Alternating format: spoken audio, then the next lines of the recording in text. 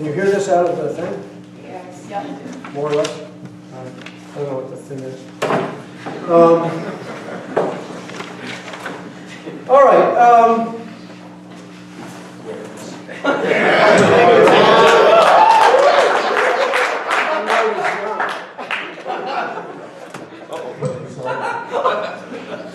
I do this with my phone. Let me begin with a few words about why I'm giving this talk, together with the preserved head of Richard Feynman, and why I do this sort of thing so often.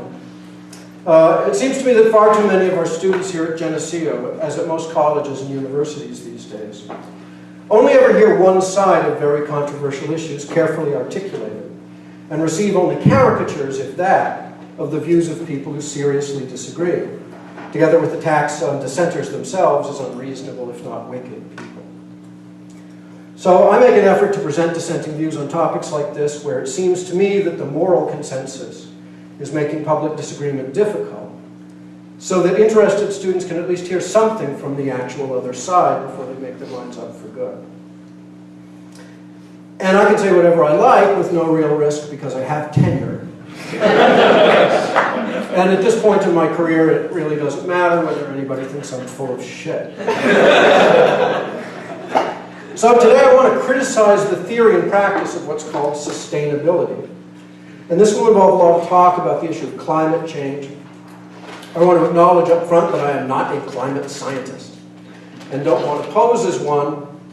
So I'm not going to challenge the data or the technical expertise of anybody in the field on either side. I will, however, be posing as a philosopher of science, because I do want to make some arguments about what constitutes rational belief in scientific propositions, both for the lay consumers of science and for the scientists themselves.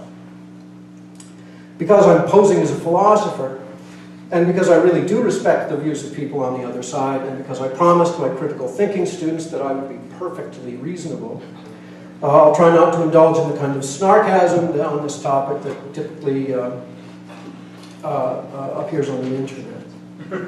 By the way, my partner for tonight, Dr. Feynman, has made a lot of famous remarks about science. One of them I get teased about sometimes by scientists. Is this, that philosophy of science is about as useful to scientists as ornithology is to birds. I'm happy to agree that this is generally true under normal scientific circumstances. For example, scientists don't need philosophers telling them how to sample and interpret tree rings, any more than birds need ornithologists to tell them how to flap their wings. But birds can benefit from ornithology when it turns out, as it occasionally does, that an entire flock of birds has caught the avian flu. And Feynman himself actually knows this very well, as something of an expert ornithologist himself, as we shall see. Here are my three main problems with sustainability as a crusade. It isn't what we usually think it is. First, we should recognize that sustainability is a political concept, not just a neutral sort of value like good health or safety. Here, for illustration, is Geneseo's official sustainability statement. And it reads, SUNY Geneseo calls upon all members of our community to embrace sustainability as a core value, including a commitment to its constitutive principles of ecological, social, and economic justice. The college understands that sustainability is a process of building support for societal and intergenerational equity and a shared sense of responsibility for the ethical stewardship of our social and natural environment. Right off the bat, we can see that sustainability, as Geneseo officially understands it, is about much more than recycling, saving energy, and things like that.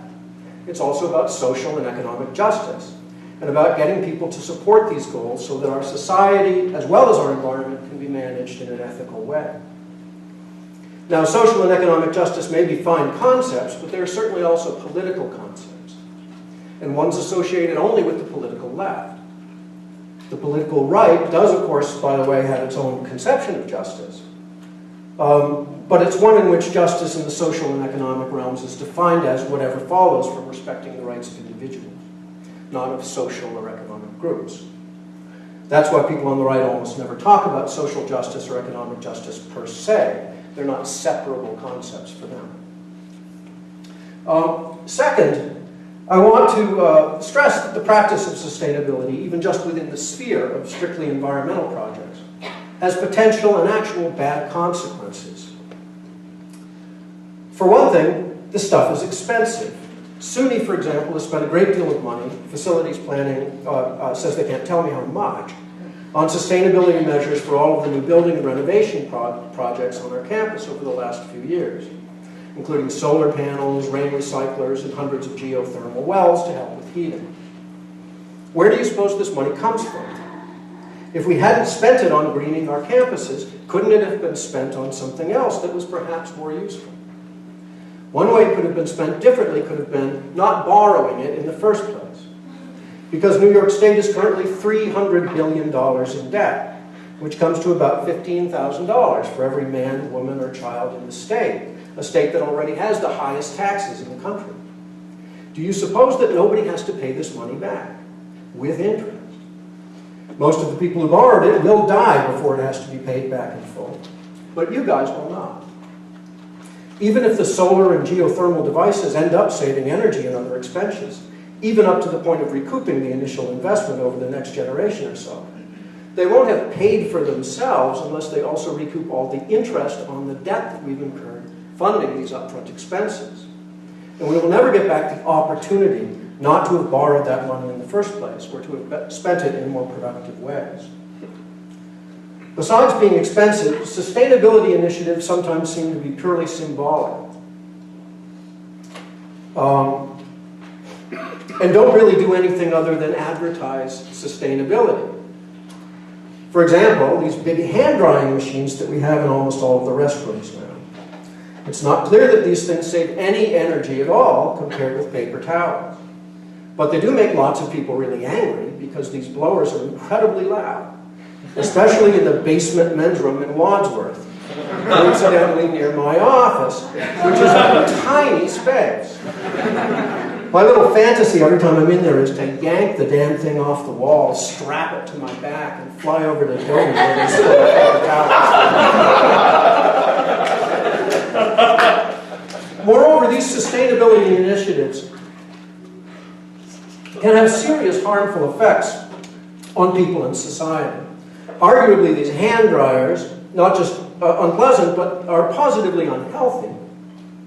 Not just because of all the noise pollution either, but because they take such a long time to use successfully that a lot of people just wipe their hands off on their pants or don't even wash them at all.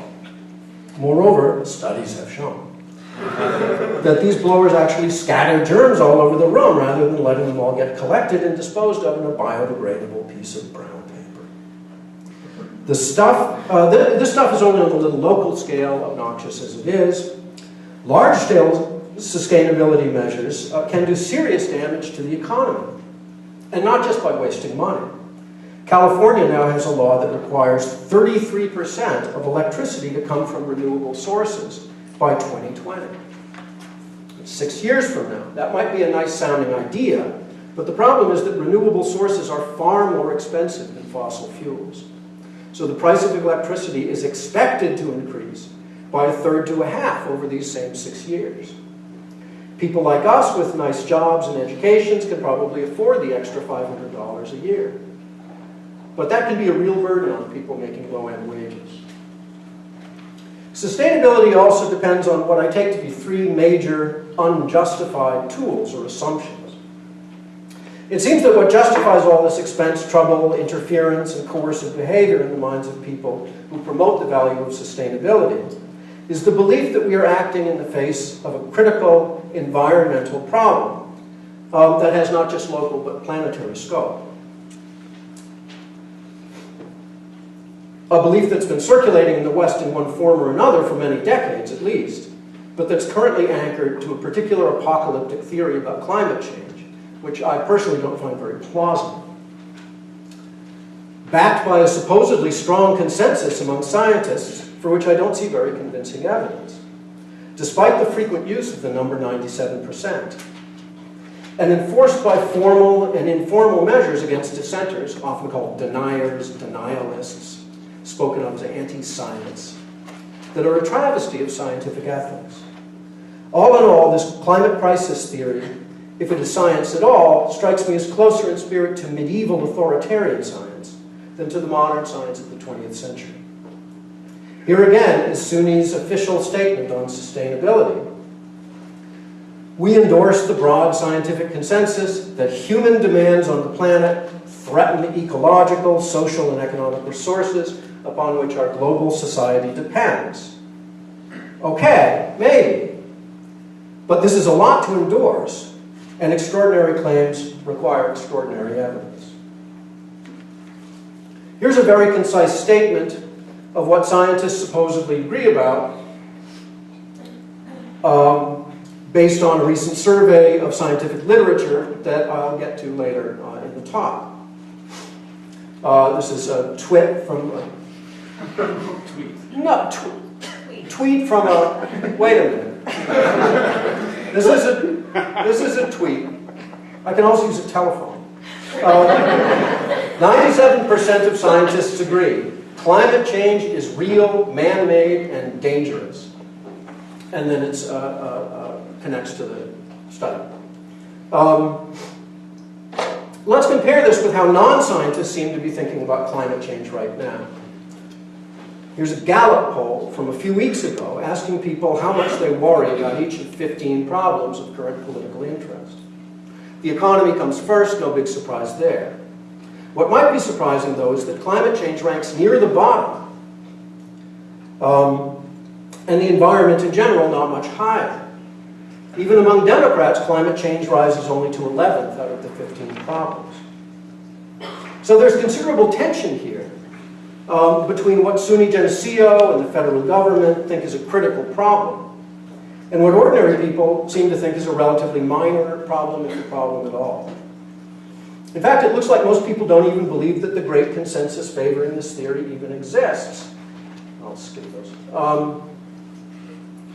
According to the popular climate website skepticalscience.com and its companion website theconsensusproject.com, the median view of the general public is that only 55% of scientists agree about global warming, while in fact the truth is that it's 97%.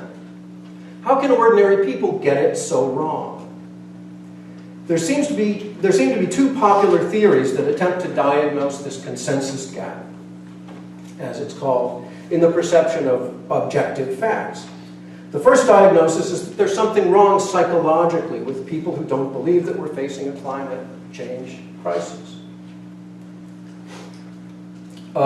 Here's the psychologist Stephen Lewandowski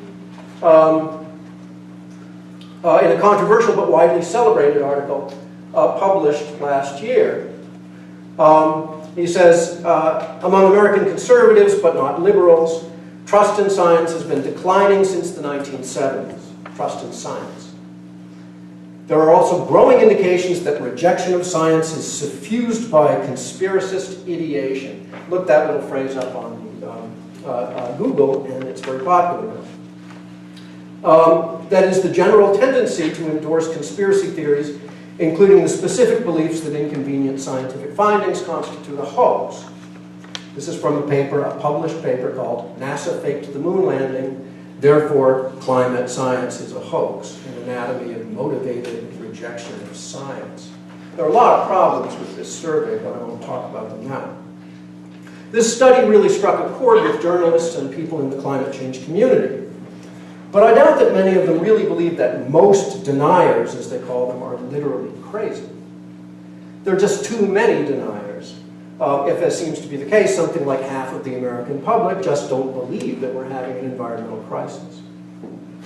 The other most popular diagnosis of the so-called consensus gap is that much of the general public is not crazy exactly, but rather gullible, to the point that media sources like Rush Limbaugh and Fox News are able essentially to brainwash them into denying the settled facts of science that 97% of scientists agree about, and even deny that the scientists agree. Since a small handful of marginally qualified scientists are willing to go against the consensus in exchange for corporate support or for other self-interested reasons, Fox News can amplify their voices by having them appear on O'Reilly and Hannity all the time. and make it look like there's a genuine debate, when in fact science has spoken and the essential question has been settled. People get angry at these corporate and other right-wing organizations for deliberately misleading everybody in the same way that cigarette companies used to lie about tobacco causing cancer. To encourage, and put a lot of pressure on academic journals and respectable newspapers like the Los Angeles Times not to encourage this illusion that basic questions are still open by including the views of denialists. Some people have been going even further than this, including Robert F. Kennedy Jr., who shouted this from the stage at an environmental concert: "This is treason. We need to start treating them as traitors." And rather more cool-headedly, our philosophy colleague, Lawrence Torsello, up the road at RIT, who said last month, "What are we to make of those who purposefully strive to make sure inexact, incomplete, and contradictory information is given to the public? We know them to be not only corrupt and deceitful, but criminally negligent in their willful disregard for human life. It's time for modern societies to interpret and update their legal systems accordingly." This is clearly a call for legal punishment, and one that's gotten quite a lot of press in recent days. Building on Torricello's argument, a writer at the popular website Gawker.com makes the argument with more emotive punch and literary flair. Those denialists should face jail, fines, lawsuits. I'm not talking about the man on the street who thinks Rush Limbaugh is right and climate change is a socialist United Nations conspiracy foisted by a Muslim US president on an unwitting public to erode its civil liberties. You all know that man. That man is an idiot. He's too stupid to do anything other than choke the Earth's atmosphere a little more with his Mr. Pibb burps and his F-150's gassy exhaust.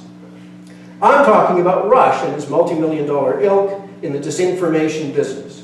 I'm talking about public persons and organizations and corporations for whom denying a fundamental scientific fact is profitable. These malcontents must be punished and stopped. This is very much a minority view. Most environmentalists are not speaking this way, at least yet. But it would be odd if people were on the internet saying this kind of thing about other things, and in fact we get angry at people who do. So it looks like from these and lots of similar examples, there were three main choices for explaining why so many people are deniers.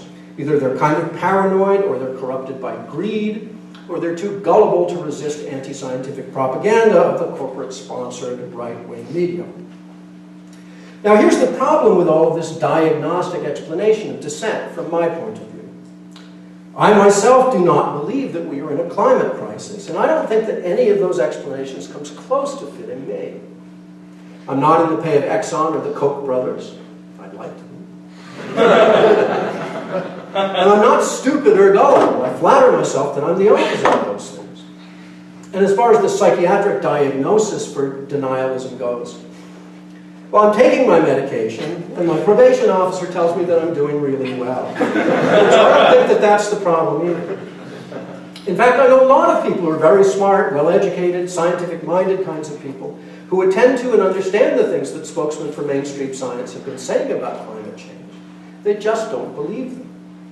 That is, they don't accept this crisis theory, and I don't either, on the evidence that they present, including evidence about the supposed consensus. I think that the proper diagnosis, in most cases, is that other dissenters and I are reasonable people, and it simply isn't rational for us to take these things on faith, even from scientists. Well, why not? Why shouldn't we accept what scientific experts are telling us is happening and going to happen if we don't take serious, economically painful steps right now to stop it? Well, there's good reason. We should take things on trust from people only when we have good overall reason to believe that what they're telling us is probably true. Technical expertise, for example, among scientists, is certainly an important factor in deciding whether people ought to be believed. But it's not the only one, and it's not the major one. The major one is track record, a potential source's history of being right. Scientists are good, intelligent, sincere people, a lot like philosophers, in fact. But this doesn't make them usually right. any more than philosophers are usually right, especially in matters of long-range prediction about complex systems like the stock market, or one might suppose the climate, even when they all or nearly all agree. We have to look at history as well as people's credentials, and scientists turn out to be wrong a lot. And they're the most wrong, the most often, when their science gets combined with politics. Same thing with philosophers, no better and no worse. Environmentalists in science, I love them like my brothers and sisters, but they have a pretty poor track record when it comes to a long series of catastrophic predictions that they've been making over the last several decades. Not just mistakes either. They've made some disastrous mistakes that really hurt a lot of people, even as they swelled the ranks of the political movement to which they belong. And it's only rational for reasonable people to be very suspicious of each new catastrophe that they predict, even as we trust them to explain why ants have 6 legs instead of 4, and all kinds of other points where politics is not involved. Here's the founder of modern environmentalism, Rachel Carson, whose book The Silent Spring brought an end to worldwide spraying of the insecticide DDT, and who set the standard for persuasive writing on environmental issues. The road we've long traveled is deceptively easy, and so on. How could intelligent beings seek to control a few unwanted species by a method that contaminated the entire environment and brought the threat of disease and death even to their own kind? Who would want to live in a world that's not just quite fatal? That's just not quite fatal. Right there is the origin of the heroic environmentalist goal of saving the planet through stoical dedication to the environment, even at the cost to other lesser values like controlling bugs or making money. The problem is that there's a serious answer to the question, who wants to live in a world full of insecticides? And the answer is Africans. Here's what can happen when you jump the gun on saving the environment. According to Tina Rosenberg in the New York Times, Silent Spring is now killing African children because of its persistence in the public mind. Public opinion is so firm on DDT that even officials who know it can be employed safely dare not recommend its use. Here's a guy from the NIH. The ban on DDT, says Robert Gwadz, may have killed 20 million children. That's from National Geographic. Now, maybe these articles are wrong, though they come from non-right-wing sources, for sure. But 20 million children is a lot, and probably the only place in the world that they could have died more or less unnoticed is Central or Southern Africa. I think we really have to take the question seriously, who wants to live and who doesn't, in a world that isn't very clean. So Rachel Carson's rhetoric sets off this movement that sounds lovely in principle, but we have to study and learn from the consequences of destroying things that actually work, in hopes of something just as good but nicer that will take their place. Now here's the second founder of contemporary environmentalism, the John Calvin to Rachel Carson's Martin Luther. Namely Paul Ehrlich, whose book The Population Bomb, published in 1968, was another raging bestseller for several years, and quickly taken as gospel among environmentalists and college students, generally college students of my generation. And he made some very clear predictions about what was just about to happen to the world, and millions of people really believed them. He says the battle to field all of humanity is over. In the 1970s and 80s, hundreds of millions of people will starve to death in spite of any crash programs embarked on now. At this late date, nothing can prevent a substantial increase in the world death rate. This stuff really discouraged a lot of people from having children and made the idea of a 2-child limit pretty standard as a moral principle among educated people in the West. But Ehrlich's catastrophic predictions turned out to be false. Although the world's population has about doubled since 1968, production of food, energy, and other necessities have more than kept pace. Far from the kind of mass famine and desperate existential warfare that Ehrlich predicted, human longevity has improved enormously on every continent since The Population Bomb was published. As during this very period, Asian countries of the old Third World have prospered enormously, and even Africa has seen average life expectancy rise by a good 10 years. Nothing this good has ever happened on a worldwide scale before in human history. Environmentalists can keep saying that disaster is right around the corner, and Ehrlich does keep saying this. But after a while, they sound like Chicken Little, or that fellow in the cartoon going after Man-Bear Pig. These are just two examples of the kind of planetary crisis that the sustainability movement depends on. And neither has happened in anything like apocalyptic terms. And that's fine. All kinds of things could happen in the future that we're being warned about. The main question for me, though, is what should a reasonable person expect to happen with predictions of this sort after a long series of what seem to be destructive false alarms? It's not just the track record of environmentalists in science either. There's a lot of what we're being told by mainstream sources that's patently propagandistic. Tell me if I'm being paranoid. Here's the climatologist Stephen Schneider, a colleague of Paul Ehrlich's at Stanford, talking openly in 1989 about the problem of getting people to believe that this catastrophe is happening. On the one hand, as scientists, we're ethically bound to the scientific method, in fact promising to tell the truth, the whole truth, and nothing but. On the other hand, we're working to reduce the risk of potentially disastrous climate change. So we have to offer up scary scenarios and make little mention of the doubts we have. Each of us has to decide what the right balance is between being effective and being honest.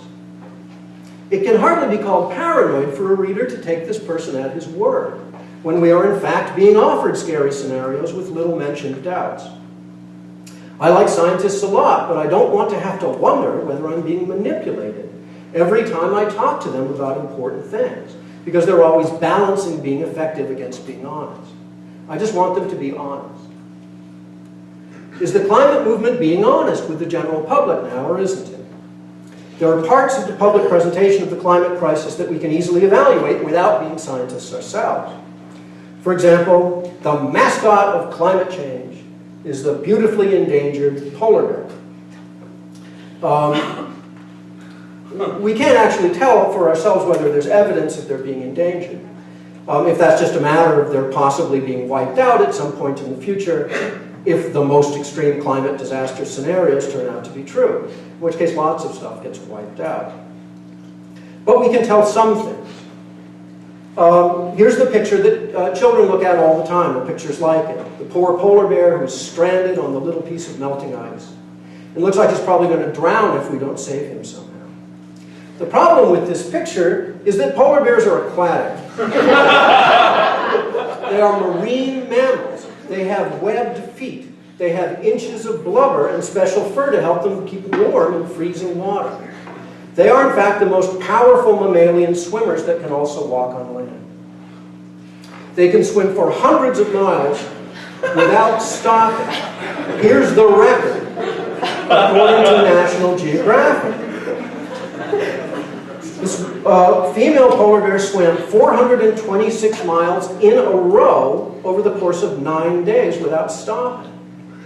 Depicting a polar bear as stranded on a little ice floe is about as accurate as showing pictures of an eagle stranded on the branch of a tree. This is propaganda. This does not encourage trust.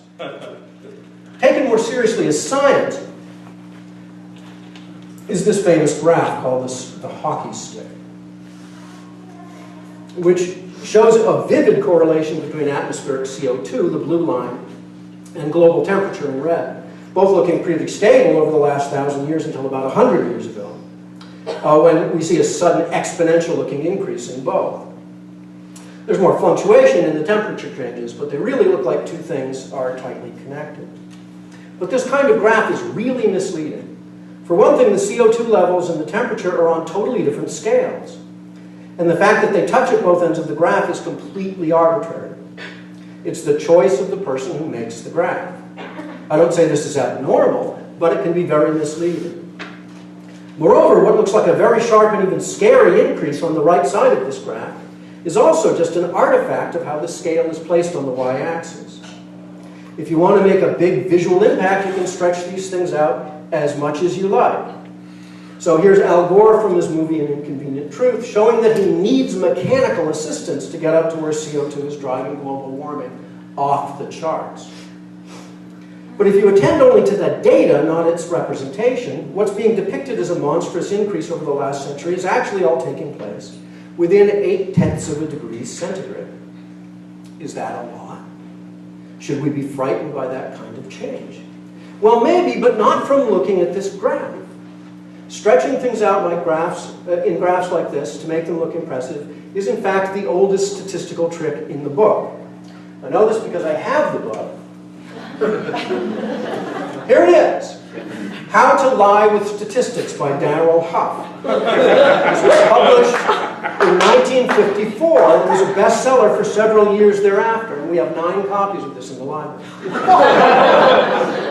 It includes a whole chapter on what Huff calls the gee whiz graph. Here he represents the exact same data on 2 different scales with 2 different headlines.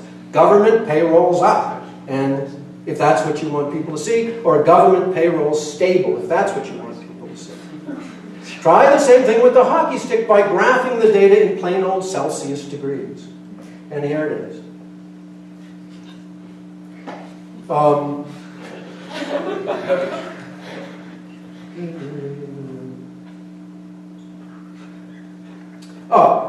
Or if you prefer the Kelvin scale, looks like this. Now, we're all informed adults, and we don't have to take things like the stranded polar bear and Al Gore on an elevator seriously. But it bothers me and a lot of other people that tricks like this are being sold to our children as science, and generally used as propaganda to whip up political emotions to support the global economic transformations that environmentalists demand. This kind of marketing can be effective in the short run, and it has been very successful with the current generation of students. But it's not conducive to trust over the long run. And adults who are being given this kind of hard sell all the time really resent it. None of this entails that we are not in an environmental crisis. I've just been talking about what serious people ought rationally to believe, given what they're being told by whom. But let's look a little deeper into the facts. Again, I mean the public facts, not technical facts, about which I have no judgment. What is the so-called consensus of scientists? What does it say, and what is our evidence that scientists agree to these enormous extents? Here's a list of things that various scientists or scientific groups or environmental groups that include scientists have said about climate change. First, global average temperatures have risen over the last century or so. Second, humans have been responsible for some of this increase. Third, we've caused most of the increase. Fourth, the increase is unprecedented. Fifth, the temperatures are going to keep rising, as they have or faster. Sixth, that this might give us a lot of problems to solve. Seventh, that this will give us problems to solve. Eighth, that these problems might be catastrophic. Ninth, that this catastrophe will in fact happen unless we take drastic actions to prevent it. 10th, that it is worthwhile, given all we know at this point, for us to take these drastic actions now, regardless of all the foreseeable harm that these actions will bring about. Now, where exactly in this list does the consensus fall? People are trying to convince us that we're in some kind of climate